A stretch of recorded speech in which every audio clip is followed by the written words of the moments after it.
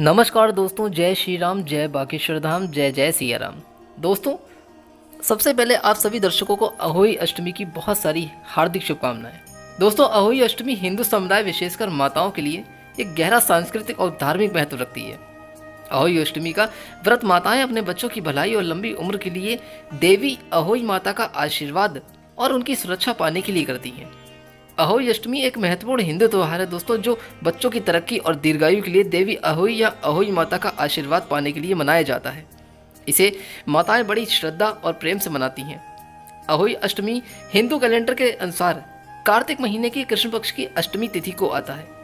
यह दिन अत्यधिक महत्व रखता है क्योंकि माताएं देवी का आशीर्वाद प्राप्त करने के लिए विशेष अनुष्ठान, उपवास और प्रार्थना करती हैं।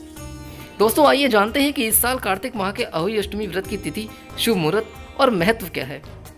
लेकिन दोस्तों, इस वीडियो में आगे बढ़ने से पहले अगर अभी तक आपने इस वीडियो को लाइक नहीं किया है तो प्लीज़ एक बार लाइक करके चैनल को प्लीज़ सब्सक्राइब जरूर कर दीजिएगा, ताकि अहोई माता का आशीर्वाद आपके बच्चों पर सदैव बना रहे। दोस्तों, अहोई अष्टमी 2023 तिथि और समय। 2023 में अहोई अष्टमी रविवार 5 नवंबर को मनाई जाएगी। अहोई अष्टमी तिथि का समय 5 नवंबर दोपहर 1 बजे से शुरू होकर 6 नवंबर दोपहर 3:18 तक है। अहोई अष्टमी पूजा का शुभ मुहूर्त 5 नवंबर शाम 5:42 से शुरू होकर 5 नवंबर शाम 7 बजे तक है। इसमें जो दोस्तों तारों को देखने का समय होता है, आइए जानते हैं वो क्या है। शाम 5:58। दोस्तों, अहोई अष्टमी का जो महत्व है वो क्या है। अहोई अष्टमी हिंदू समुदाय विशेषकर माताओं के लिए गहरा सांस्कृतिक और धार्मिक महत्व रखती है। इसमें माताएं अपने बच्चों की भलाई, उनकी दीर्घायु, उनकी लंबी उम्र की कामना के साथ साथ उनकी सुरक्षा के लिए ये व्रत रखा जाता है। दोस्तों, ये खासतौर से माताएं जो व्रत रखती हैं ये अपने बच्चों के लिए रखती हैं। ये ऐसा माना जाता है कि देवी बच्चों के स्वास्थ्य, खुशी और समृद्धि की रक्षा करती हैं, उनकी वृद्धि और विकास सुनिश्चित करती हैं। अहोई अष्टमी का त्यौहार एक माँ और उसके बच्चे के बीच के गहरे रिश्ते के बारे में है। माताएं अपने बच्चों के कल्याण के लिए अपने गहरे प्यार, भक्ति और प्रतिबद्धता को व्यक्त करने के लिए कठोर व्रत रखती हैं। दोस्तों, विस्तृत अनुष्ठान करती हैं और व्रत की कथा सुनती हैं। अहोई अष्टमी परिवारों और समुदायों को एक साथ लाती है क्योंकि दोस्तों वे उत्सव में शामिल होते हैं। इसी वजह से माताएं अपने अनुभव को साझा करती हैं, आशीर्वाद का आदान प्रदान और एक दूसरे के साथ समर्थन करती हैं। दोस्तों, जानते हैं कि यह त्यौहार समुदाय के सदस्यों के बीच एकता और सौहार्द और आपसी सम्मान की भावना को बढ़ा देता है। जैसे करवा चौथ का जो व्रत आता है वो पति की सलामती और लंबी आयु के लिए होता है। जिस तरीके से महिलाएं अपनी पति की लंबी उम्र की कामना करती हैं, ठीक उसी तरीके से दोस्तों अहोई अष्टमी व्रत संतान के जीवन और दीर्घायु और उज्जवल भविष्य के लिए रखा जाता है। दोस्तों, इस व्रत को बारे में ये भी जान लेते हैं कि भूल कर भी ऐसे काम नहीं करना चाहिए। अहोई अष्टमी के दिन जो व्रत रखने वाली महिलाएं होती हैं उनको क्या करना चाहिए और क्या नहीं करना चाहिए। दोस्तों, महिलाएं इस दिन अपनी संतान के लिए देवी अहोई या अहोई माता से मन्नत मांगती हैं और निर्जला व्रत रखती हैं। यानी कि दोस्तों इस व्रत में बिल्कुल भी पानी की एक बूंद तक नहीं पी जाती है। इसलिए शाम को तारों के देखने के बाद व्रत खोलती हैं। व्रत करने वाली महिलाओं को इस दिन दोस्तों क्या नहीं करना चाहिए, अब ध्यान से सुनिएगा। धारदार वस्तुओं का इस्तेमाल करने से बचें, जैसे कि सुई, चाकू जैसी किसी भी तरीके की नुकीली कील वगैरह चीज़ जो इस्तेमाल नहीं करनी होती है, बिल्कुल नहीं करना चाहिए। हिंदू धर्म में व्रती महिलाओं को अहोई अष्टमी के दिन के समय सोना नहीं चाहिए। यदि आपको नींद आ रही है तो आप कृपा करके सोए नहीं, पूरे दिन माता का ध्यान करें। ऐसा करने से व्रत का पूरा फल भी मिलता है। शाम को तारों को अर्घ्य देते समय महिलाओं को धातु का ध्यान रखना चाहिए। कहने का मतलब यह है कि इस दिन स्टील से बने लोटे का इस्तेमाल करें। इस दिन तांबे का इस्तेमाल वर्जित माना जाता है। व्रत करने वाली महिलाएं पूरे दिन अच्छे विचारों को मन में लाएं, किसी के साथ बुरा व्यवहार न करें, वाणी पर कंट्रोल रखें यानी कि संयम बनाए रखें, किसी को भी अपशब्द कहने का कोशिश न करें। नंबर 4 है दोस्तों कि महिलाएं ना करें मिट्टी से जुड़ा हुआ कोई भी काम। अहोई अष्टमी के व्रत के दिन महिलाओं को मिट्टी से जुड़ा हुआ कोई काम नहीं करना चाहिए। इसके अलावा भूल कर भी खुरपी का इस्तेमाल नहीं करें। अहोई अष्टमी के दिन ऐसा करना अशुभ माना जाता है। नंबर 5 दोस्तों, कौन से कपड़े किस रंग के नहीं पहनने चाहिए महिलाओं को। वैसे तो दोस्तों हिंदू धर्म की हर पूजा में सबसे पहले भगवान गणेश की पूजा होती है, क्योंकि वो प्रथम पूज्य हैं। लेकिन अहोई अष्टमी की पूजा शुरू करने से पहले गणेश जी की पूजा करना का विशेष महत्व है। अहोई अष्टमी पर अर्घ के लिए कांसे के लोटे का इस्तेमाल नहीं करना चाहिए। इसके अलावा महिलाएं गहरे नीले या काले रंग के कपड़े बिल्कुल ना पहने। नंबर 6, पूजा में सारी सामग्री होनी चाहिए। नई अहोई अष्टमी की पूजा में पूजा की सारी सामग्री नहीं नई होनी चाहिए। इससे पहले इस्तेमाल की गई पूजा की सामग्री का इस्तेमाल बिल्कुल ना करें। इसके अलावा फल, फूल और मिठाई बिल्कुल ताज़ा और फ्रेश होनी चाहिए। नंबर 7, खाना बनाने में नहीं करें इस्तेमाल। ये चीज़ें अहोई अष्टमी के व्रत के दिन खाना बनाने में प्याज, लहसुन और तेल आदि का इस्तेमाल बिल्कुल ना करें। आपने गौर किया होगा कि किसी भी प्रसाद में दोस्तों लहसुन और प्याज नहीं डाला जाता है, क्योंकि वो असुरी होता है। इसीलिए कहा जाता है कि लहसुन की उत्पत्ति राक्षस से हुई थी। इसलिए पूजा पाठ के किसी भी काम के लिए इसका इस्तेमाल वर्जित माना जाता है। गलती से भी घर में किसी बड़े बुजुर्ग का अनादर बिल्कुल ना करें। नंबर 8, करवे का इस्तेमाल। अहोई अष्टमी के व्रत में जिस करवे में जल भरकर रखा जाता है दोस्तों, वो वही करवा होना चाहिए जिसका उपयोग आपने करवा चौथ पर किया है। पूजा में मुरझाए फूल, इस्तेमाल हो चुके फल, मिठाई का पुनः प्रयोग बिल्कुल ना करें। 9, तामसिक भोजन।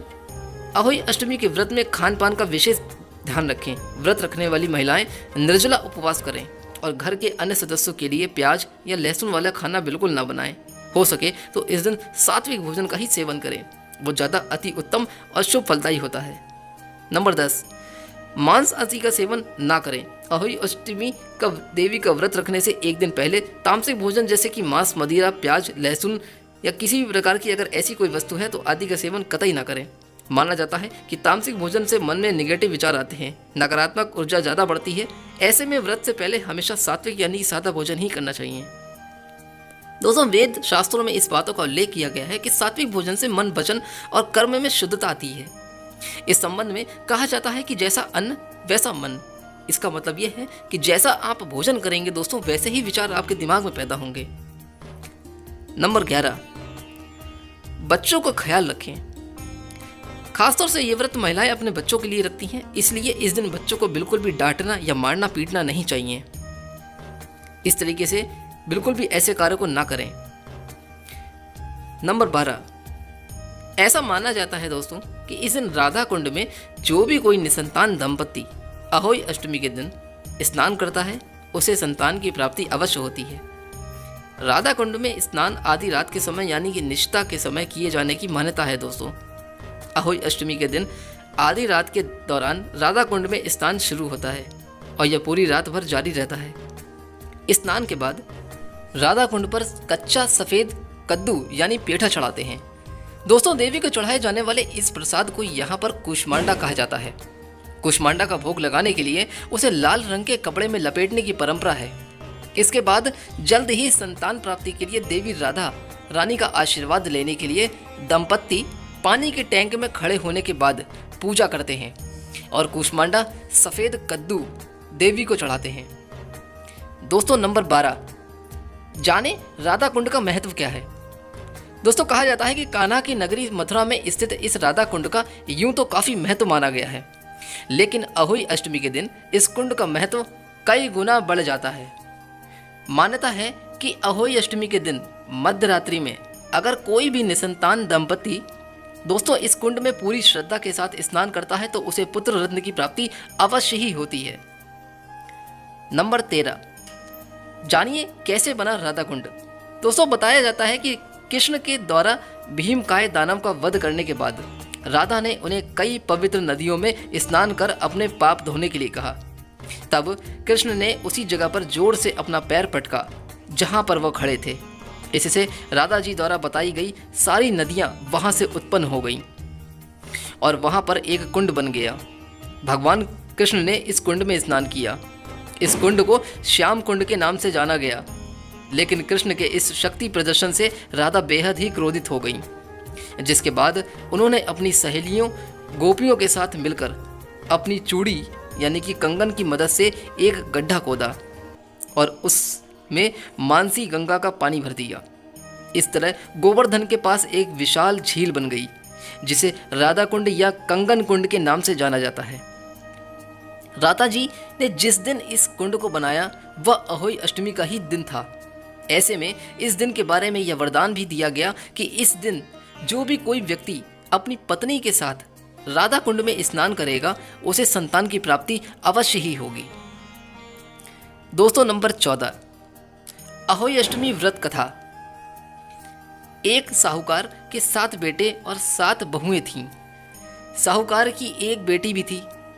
एक बार उसकी बेटी अपनी 7 भाभियों के साथ मिट्टी लाने जंगल में गई।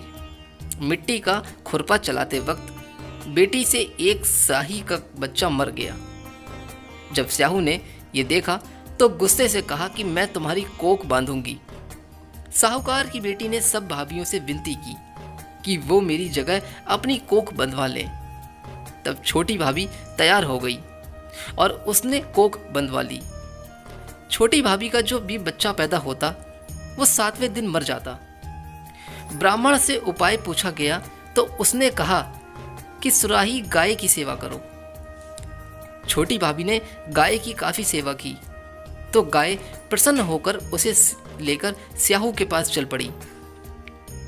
वहां स्याहू ने छोटी बहू की सेवा से प्रसन्न होकर उसे 7 पुत्र और 7 बहू होने का आशीर्वाद देती है। स्याहू के आशीर्वाद से छोटी बहू का घर पुत्र और पुत्र वधुओं से हरा भरा हो जाता है। प्रिय दोस्तों, आज की वीडियो में बस इतना ही। हमारे द्वारा दी गई शास्त्रों अनुसार जानकारी अगर आपको अच्छी लगी हो तो वीडियो को लाइक करके चैनल को सब्सक्राइब करना ना भूलें। फिर मिलूंगा दोस्तों कोई और अच्छी वीडियो को उपाय को लेकर। तब तक के लिए दोस्तों खुश रहें और स्वस्थ रहें। अहोई अष्टमी का व्रत आप सभी के जीवन में बहुत सारी खुशियां लेकर आए। जय श्री राम, जय बागेश्वर धाम।